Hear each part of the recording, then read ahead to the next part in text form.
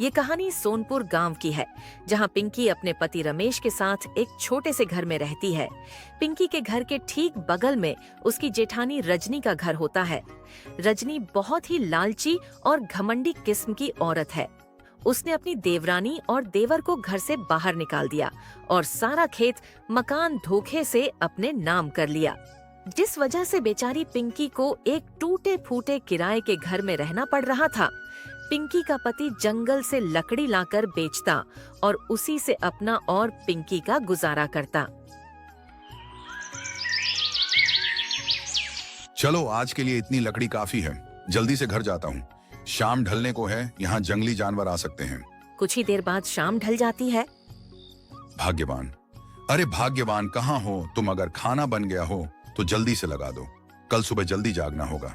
सुबह लकड़ियां बेचकर मुझे जंगल भी जाना है। रमेश जी, आटा चावल दाल सब कुछ खत्म हो चुका है। घर में बस थोड़ा सा आटा बचा हुआ था।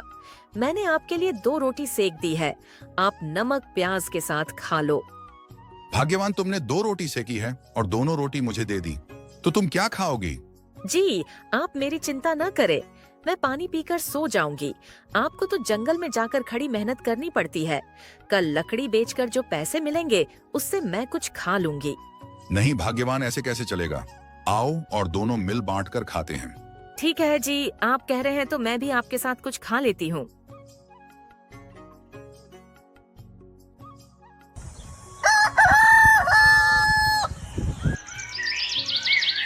सुबह होते ही रमेश अपने काम के लिए निकल जाता है और इधर पिंकी नहा आकर माता रानी की पूजा करती है। पिंकी को पूजा पाठ करना बहुत पसंद होता है। कुछ दिन बाद नवरात्रि का समय आ जाता है। वहीं पिंकी की अमीर घमंडी जेठानी नवरात्रि के लिए अपने घर की साज सजावट करवाती है ताकि अपनी गरीब देवरानी को दिखा सके। अरे भैया, ये क्या थोड़े थोड़े फूल लगा रहे हो? देखो तो जरा कितनी खाली खाली सजावट लग रही है।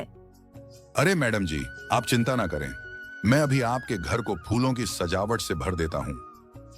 पिंकी पूजा पाठ करके दुखी मन से अपने पति रमेश का इंतजार कर रही होती है। कितनी देर हो गई, अभी तक रमेश जी नहीं आए। आखिर कब मैं बाजार जाकर नवरात्रि के सामान खरीदूंगा, बंद ना हो जाए। थोड़ी देर बाद रमेश घर आता। अजी, आप आ गए लकड़ी बेचकर, कुछ पैसे हुए क्या? हाँ भाग्यवान, बस 100 ही मिले हैं। भाग्यवान, इतने में हो जाएगा क्या? कोई बात नहीं जी, मैं इतने में नवरात्रि की स्थापना कर लूंगी। मैं बाजार से आती हूँ। पिंकी बाजार जाकर नवरात्रि का सामान लेकर घर आ रही होती है। तभी उसकी जेठानी जो सामान का इतनी भारी थैला उठाकर तो मेरे हाथों में दर्द करने लगे हैं। पिंकी, तुमने चढ़ावे के लिए फल नहीं खरीदे? दीदी, घर की आर्थिक दशा आपसे छिपी थोड़ी है। रमेश जी ने 100 दिए हैं, इससे माता रानी की चुनरी, फोटो, जो कलश, नारियल, ये सब लेना पड़ता है। इतने से रुपए में मैं फल कहाँ से ले पाऊंगी? हाँ पिंकी, तुम तो ठहरी गरीब, अब जितनी चादर होगी उतने तो पैर फैलाओगी। अच्छा, मेरी कार खड़ी है, मैं चलती हूँ। पिंकी की जेठानी अपने आलीशान गाड़ी में बैठकर चली जाती है और पिंकी सारा सामान लेकर पैदल पैदल घर लौटती है। अगले दिन देवरानी जेठानी अपने अपने घरों में माँ दुर्गा की स्थापना करती है।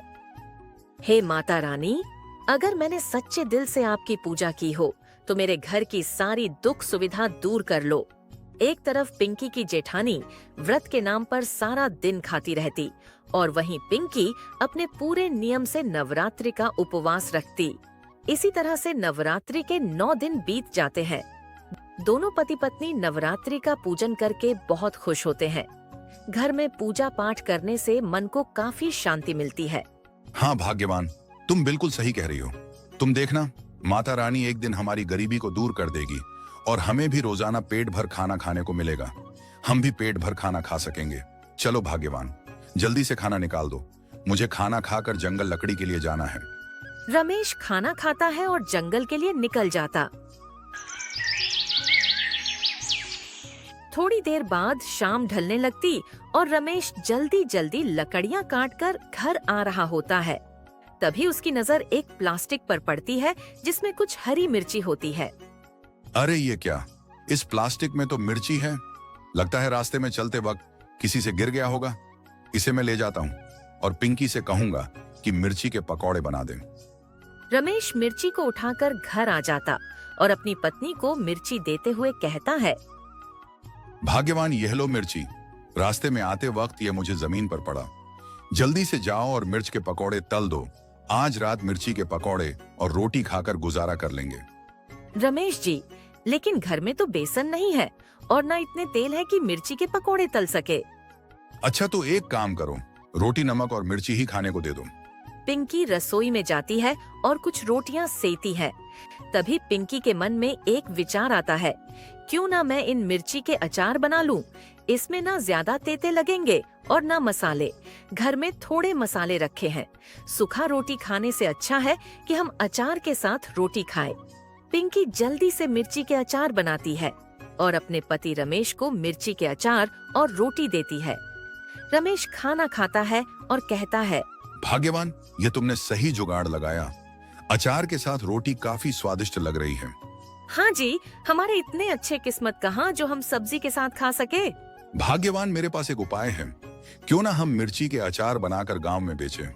लेकिन रमेश जी, कौन लेगा हमारे मिर्ची के अचार? लोगों को तो बड़े दुकानों से अचार खाना पसंद है।